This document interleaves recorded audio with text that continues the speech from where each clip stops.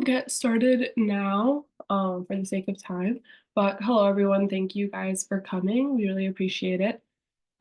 So the first question we're gonna go over is a reflection question, and you guys can put your answer in the chat if you would like, or you can just think about it. But the question is, what is our number one responsibility when it comes to helping campers with grief and loss? So yeah, we can like take a minute just to think about the answer to this.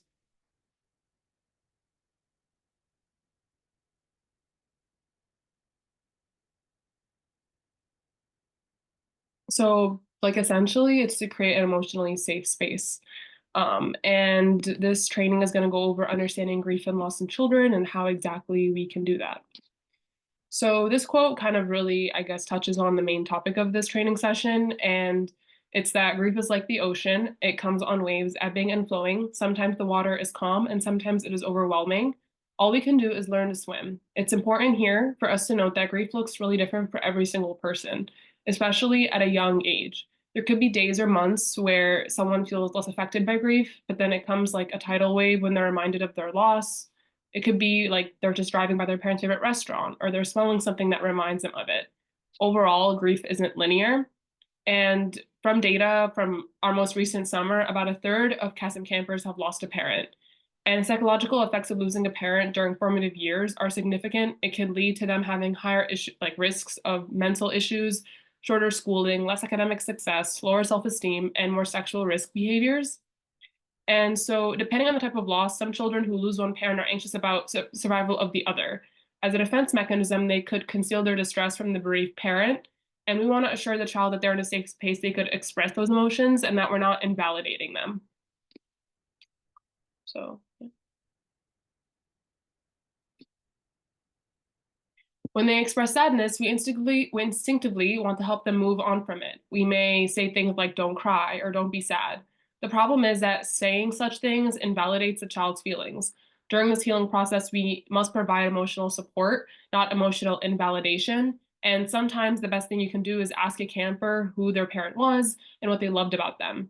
Validating one's feelings is essential for children of all ages, but it's really important for children dealing with the pain of grief. And this is a slide that kind of goes over what are some things you could say to a grieving child that validates their emotions. Things like, how are you feeling? Do you want to talk? You can talk to me anytime you want. She loved you so much. You don't have to forget her.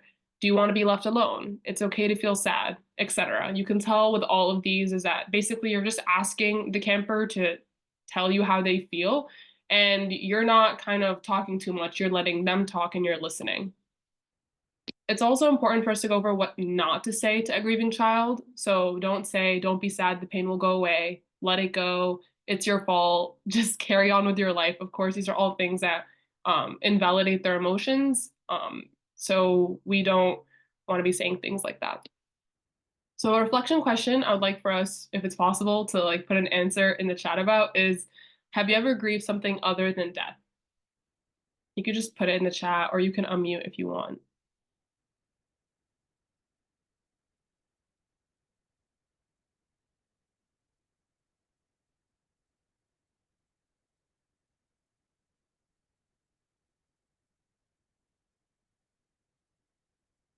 No.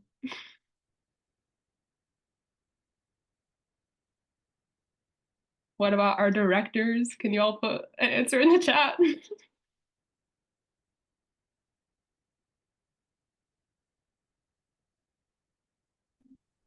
I said friendships ending. I Okay. don't know if that applies, but Yeah, okay. Yeah. No, that's really good. Okay, so that's kind of what I wanted to get across is like the idea that loss is typically the center of grief.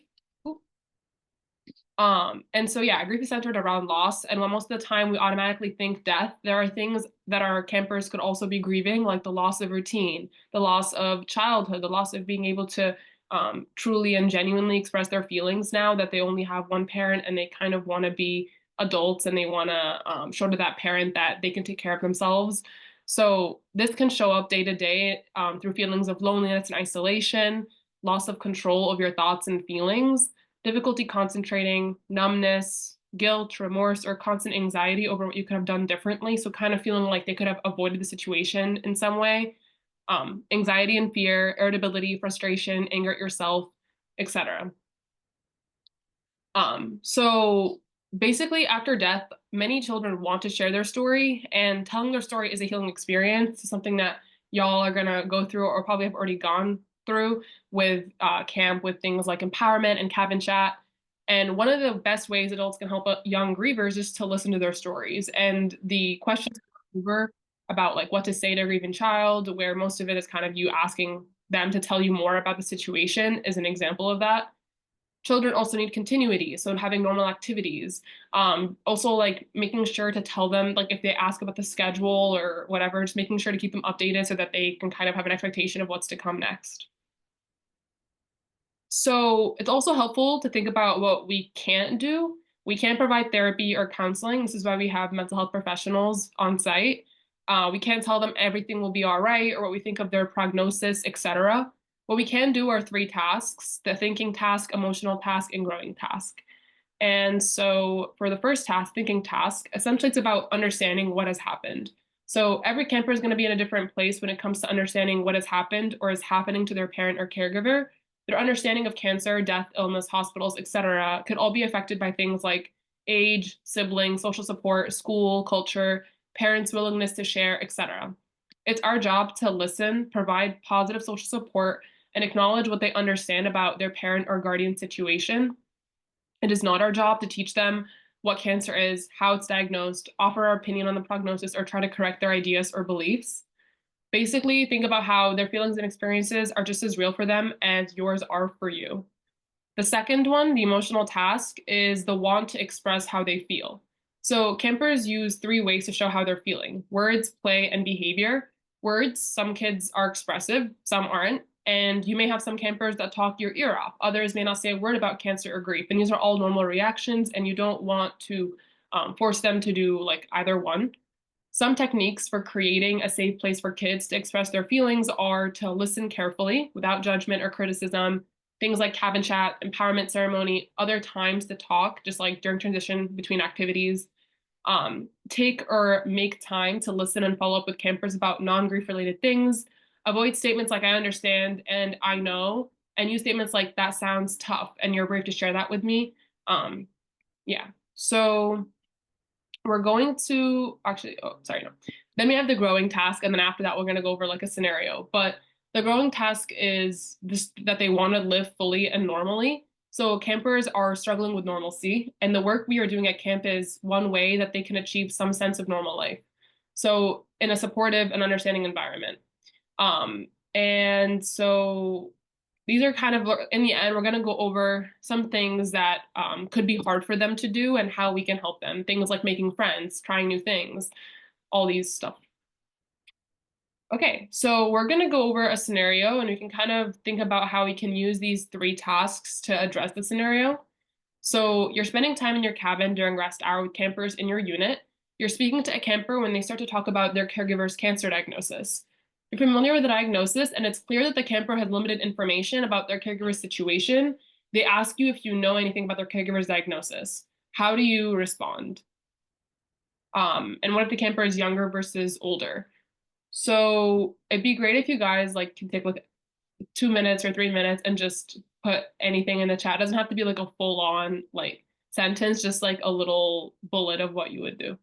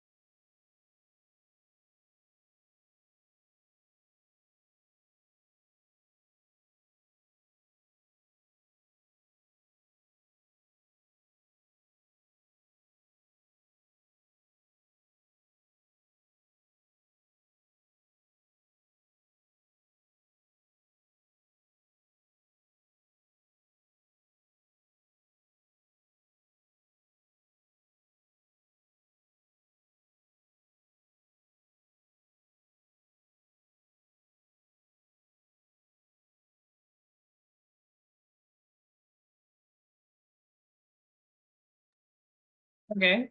So, some things we can say is it can be really challenging to have conversations about cancer when we oftentimes have a very personal connection to the mission of CASM, as well as more information about the specifics of our campers' caregivers, diagnoses, than they may have. So make sure that you're mirroring the language that campers use to describe their parents' diagnoses and never correcting or educating them. So if you're noticing, for example, that they're saying how like it's easily curable or something like that, you don't want to butt in and say like no it's not, like it's terminal or something. Like whatever they know, you just need to go with it, and don't try to contradict that. So I'm seeing, okay, some answers. So yeah, acknowledge that it's not our place to disclose any further information to the child. Redirect conversation to how they're feeling with the situation instead. Exactly. Listen and empathize without correcting. Tell them that I don't know anything about what happened, but it's hard to not know things surrounding a loss. Try to get them talking about the caregiver. They lost it. Exactly. I think that's especially important, like trying to get them to talk and just you listen and being supportive and validating their emotions. Um, and if campers are comparing cancer diagnoses and equating one to being better than the other, there's a time you need to intervene. It's important that you do not make any other camper feel called out, but gently explain what we are all at KESM, sorry, that we are all at KESM because we have different experiences with cancer, and shift the conversation away from comparison and towards support. So try, for example, to get them to support each other and not necessarily to start comparing each other and seeing like which one's cancer diagnosis is better and so forth. For a younger child, I would just be there to listen, give them reassurance, and validate their feelings. For someone older, I would encourage communication, offer my support, and also, yeah, exactly. I think listening is like the best way to approach this. Okay, so basically the three major points about this is be there, listen and validate, and involve the mental health professional if you feel like the methods that you have tried are not working. This is the time we should involve a mental health professional. Of course, you're not there to offer any clinical advice, so that's what the MHP would do. So these are some frequently asked questions that we can just like look over for a bit.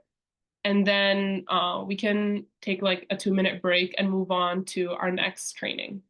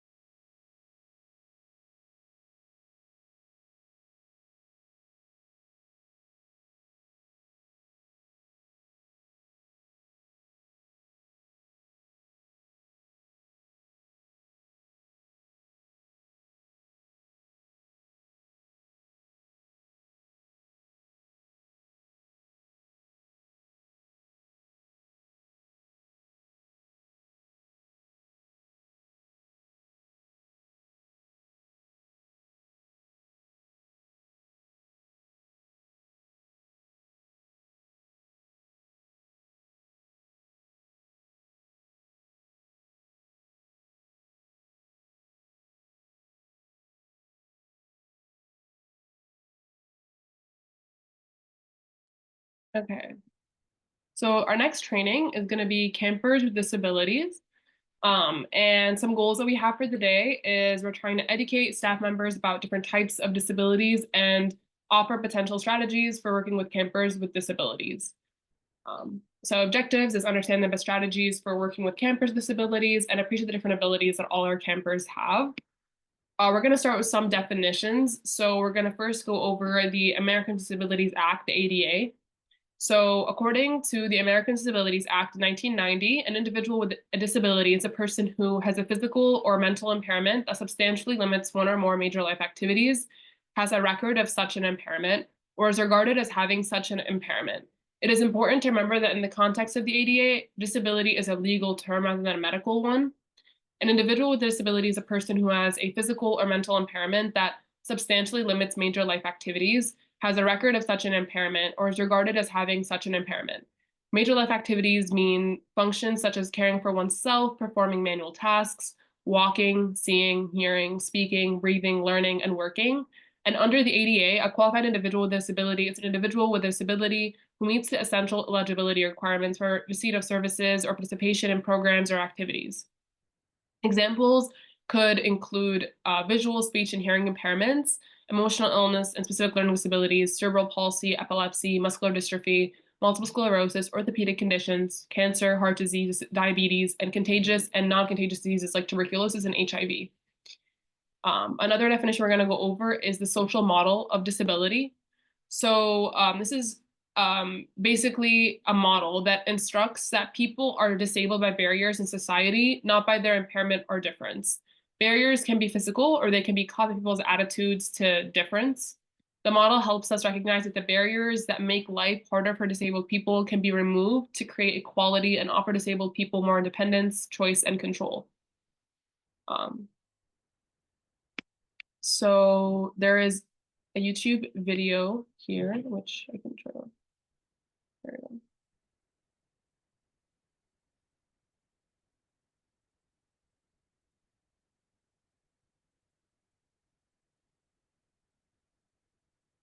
Here's how soldiers eliminate mosquitoes around them in just 90 seconds or less. This simple but brilliant. People with disability are thought to be different to what is normal, or in other words, thought to be abnormal. Disabilities seem to be the problem of the individual and not the problem of society. From the medical model, a person with disability is in need of being fixed or cured. The medical model of disability is all about what a person cannot do and cannot be. From this point of view, disability may be seen as a tragedy and people with disability may be pitied. The social model sees disability is the result of interaction between people living with impairments and an environment filled with physical, attitudinal, communication, and social barriers. It therefore carries the implication that the physical, attitudinal, communication, and social environment must change to enable people living with impairments to participate in society or in the community on an equal basis with other people. A social model perspective does not deny the reality of impairment nor its impact on the actual individual. However, it does challenge the physical, attitudinal, communication, and social environment to accommodate impairment as an expected incident of human diversity. The social model seeks to change society in order to accommodate people living with impairment. It does not seek to change persons with impairment to accommodate the actual society.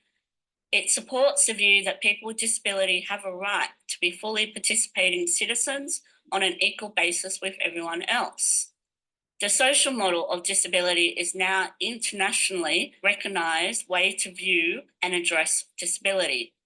The United Nations Convention on the Rights of Persons with Disabilities, or the UNCRPD, marks the official paradigm shift in attitudes towards people with disability and approaches to disability concerns and issues. People with disability are not objects of charity, medical treatment, and social protection, but are subjects with rights, capable of claiming those rights, able to make decisions for their own lives based on their free and informed consent, and being active members of society. In this context, impairment is a medical condition that leads to disability, while disability is a result of the interaction between people living with impairments and barriers that are in the physical, attitudinal, communication, and social environment.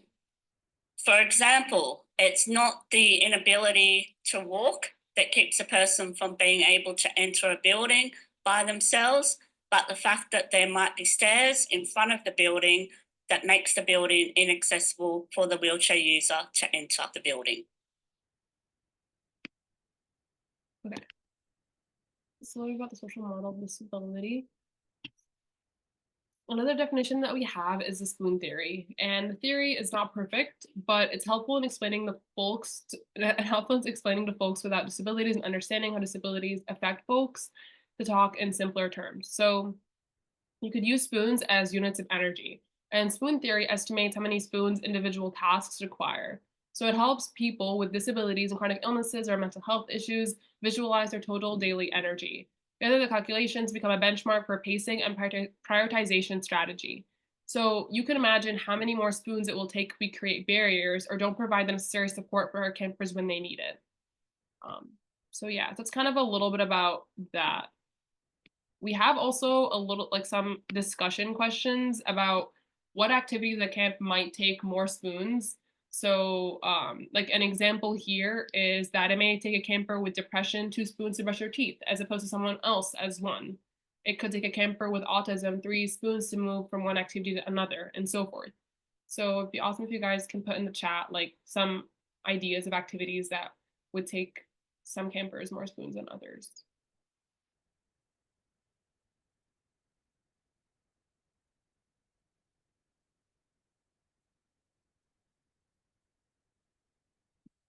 Okay.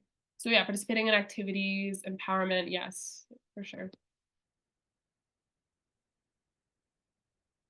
Group activities, yes. Yeah, exactly. I like this a lot. Yeah, so it's kind of some ideas. And so another question is, how can we ensure that we support campers who may be low on spoons?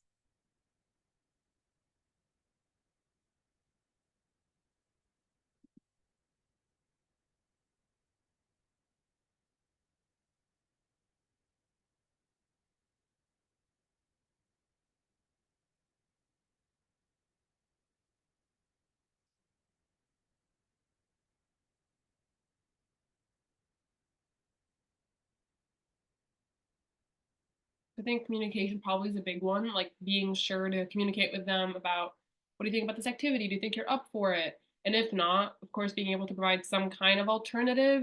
So definitely not forcing them to do anything that they genuinely do not feel comfortable doing in that moment. Just yeah, having like some ideas of alternatives on top of your head that you could do that are of course still okay with like camp and the other counselors. But yeah, all right. So another important thing to note is that disabilities are not always visible. So there's also like invisible disabilities or hidden disabilities. And these are disabilities that are not immediately apparent. Some people with visual or auditory disabilities who do not wear glasses or hearing aids or discrete hearing aids may not be obviously disabled, and some people who have vision loss may wear contacts. A sitting disability is another category of invisible impairment. Sitting problems are usually caused by chronic back pain. Those with joint problems or chronic pain may not use mobility aids on some days or at all. Although the difficult disability creates a challenge for the person who has it, the reality of the disability can be difficult for those to recognize or acknowledge. Um, and so there's also a link here of what are like some disabilities that may be invisible, and that will also be included in the slideshow as like something in the speaker notes. But the important thing is that we're keeping in mind the definition of both visible and invisible disabilities. Another important thing to note is respect and consideration. So if you don't know what the person prefers, we recommend to use person first language with examples to the right. In the last decade, there has been a recommendation to use person first language, meaning that the person has a disability and it is not their disability.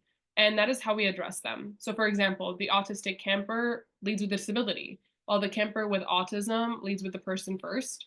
And we always want to default to whatever our campers prefer. So if a camper would prefer to not use person first language, we would just respect and honor their choices. Um, so another big thing I want to talk about is anxiety at camp.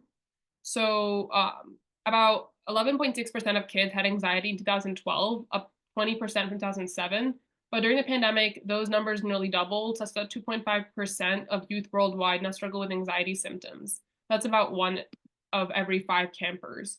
And so some things that we can help to do, like some things we can do to help anxiety is we can communicate visually. So using visual schedules, giving them visual choices, supporting transitions, so giving transition warnings, using timers, using the schedule. So try to, as much as possible, stick to the schedule. I know that there are things that come up during camp that can prevent us from doing that, but having overall consistency helps them to have some kind of idea of what's coming next, and that can help them just like lower their anxiety a little bit. You can also use clear and concise language. So tell instead of asking, explain or avoid metaphor speaking, giving processing time. So wait 8 seconds, don't ask stacked questions, like don't ask multiple questions at the same time. Use a visual when possible, and sensory awareness. So have a quiet option, have a dark option, have hearing protection, yeah, fidget toys, weighted stuff, etc. So then we're going to move on to talk about neurodiversity. And so neurodiversity is a concept where neurological differences are to be recognized and respected as any other human variation. These differences can include those labeled with dyspraxia, dyslexia, attention deficit hyperactivity, disorder, dyscalculia, autistic spectrum, Tourette syndrome, and others. And so for any behavior strategy to work, there are two components to understanding there are two components, understanding the individual and subsequently understanding the need. And so this section is a brainstorm and active discussion about what those two components look like on the ground with campers. Okay. So we're going to first start off about what are the best activities and strategies and ideas we can use to best get to know the campers individually. So this yeah, this is kind of like a discussion question. So if you guys could just put it in the chat, I'll take like 2 minutes to think about this.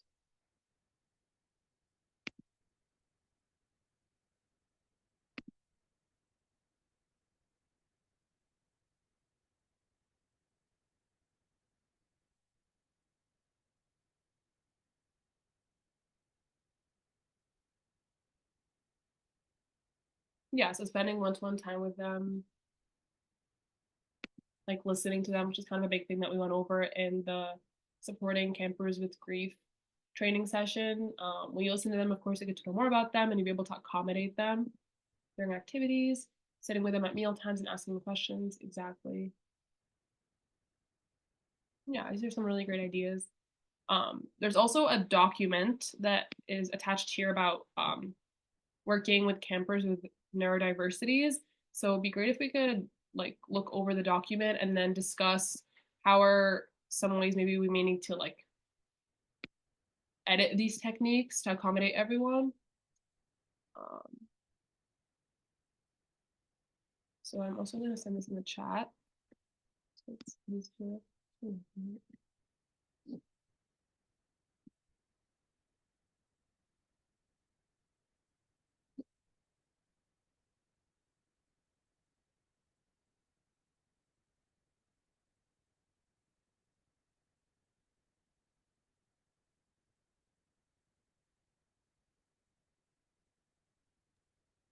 Buttercup, I can't open it.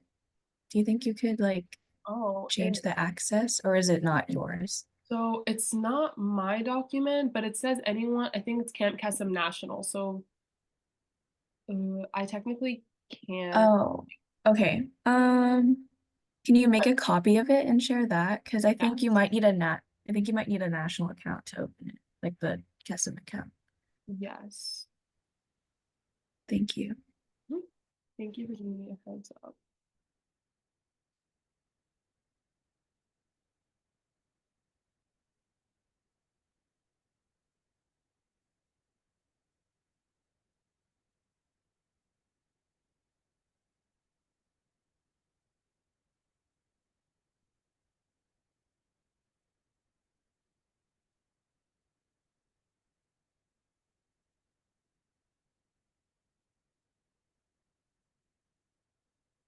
So that should work now.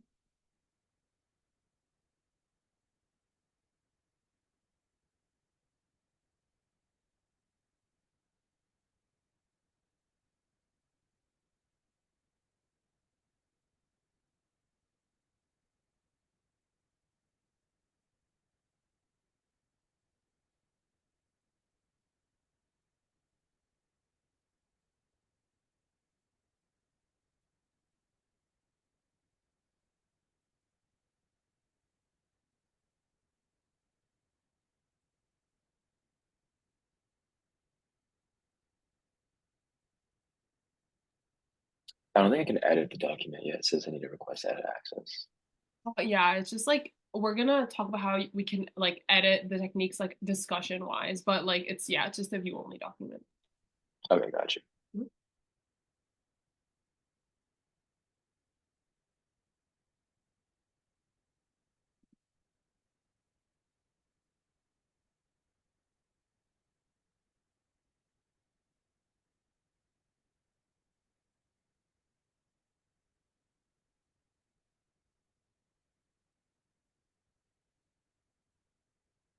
So it'd be awesome if after you kind of had some time to look over the techniques, if we could go back to the slideshow and think about one of these questions for like each of us. So what can we do before the campers come to make using this technique easier? So like, let's say for example, it's like the schedule technique. What is something I can do before going to camp to make using the schedule technique better and easier?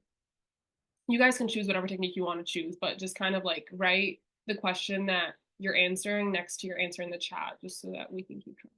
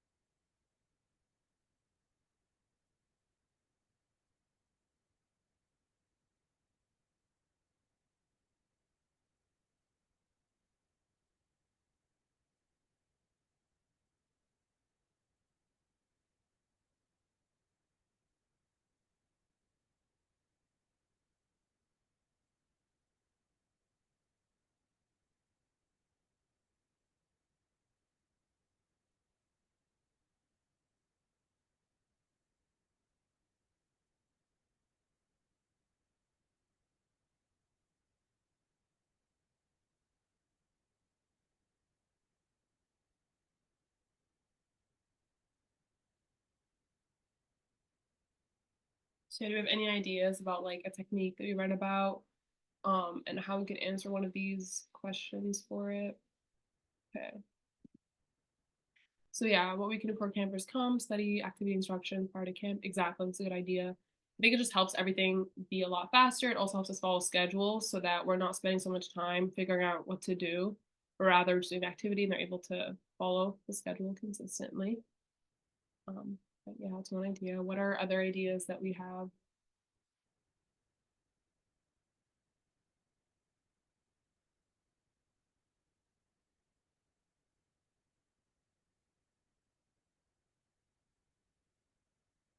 All right. Front loading with the day schedule is always important with kids, but making sure that you can answer questions about schedules while keeping them engaged in the current activity. Yes, for sure. Like you don't like, let's say for example, they're just asking the schedule because they want to move on. It's definitely good to kind of like help them to still stay engaged in the activity that they're doing, but just give them an idea of what's coming next. Yes, for sure. And if there's any change to the schedule, just making sure to like inform all the counselors in a manner that like every counselor can be informed. Like it's like a big group chat that everyone's checking consistently. It's definitely one way so the kids aren't confused if their counselor's confused about the schedule. But yeah, it's definitely some good thoughts about this slide. So these are kind of just some things about like what to do in different situations. So one of them is kids who are straying far away from the group. So we can do write a stay with the group social story. We could make a simple schedule. We can help supervise them for a while until they're semi-stable somewhere and then go call home and ask their parents what helps them stay with a group. What about kids who don't transition to the next thing? So if you get called to help with a situation like this, chances are people have been talking too much and too intensely for a while and the kid is stressed. So give 5 or more minutes of silence before you do anything. Don't like overstimulate the kids. Just try to make sure that they have time to think about, okay, why am I not transitioning to the next thing? And that can give you also a good like response for when you ask that. Um, and it's actually if it's a big deal for them to transition, set a timer for like 10 minutes and then see if you get them moving after that. Kids who are actively melting down. So start with silence, don't shout or talk, try to connect or try to explain. Just give them some space that's sometimes needed, like 20 minutes. During that time, write a note explaining that you want to help and you're glad they're at camp and just ask, how can I help? And see if they can write you about what they need. Sometimes like talking can be too much for them if they are just going through a lot internally and emotionally. So writing can help them still communicate their feelings. And if you don't know, just give them more space and wait. Give them a snack and water also they need. Kids are using surprising language, so insulting or cursing. So take a second to make sure that your own reaction is calm and neutral. Find out in a semi-private conversation what they mean. And this is something that you may need to do in writing if they're anxious or on the autism spectrum. Help the person understand how their words sounded to you by owning your reaction honestly. I was surprised to hear you curse because I usually only hear people curse when they're extremely upset. Or I didn't say this earlier because I wasn't thinking about it, but we ask campers not to use that word at camp, etc. Help the other kid understand that there is a range of communication styles and that miscommunication is part of diversity and worth talking about. Also for kids who are not making friends, so spend time being near them patiently, ask what they think about at camp, ask what their life outside of camp, try to do some kind of structured cabin activities for small groups or pairs that you choose. This could happen during like rest time or just during times in the cabin. And these are some frequently asked questions. We're just gonna like look over those in a minute for like just to see if there's anything that you are perhaps thinking about. And then this is it for this training session for today. So I'll just be sending these slideshows and the recording over to everyone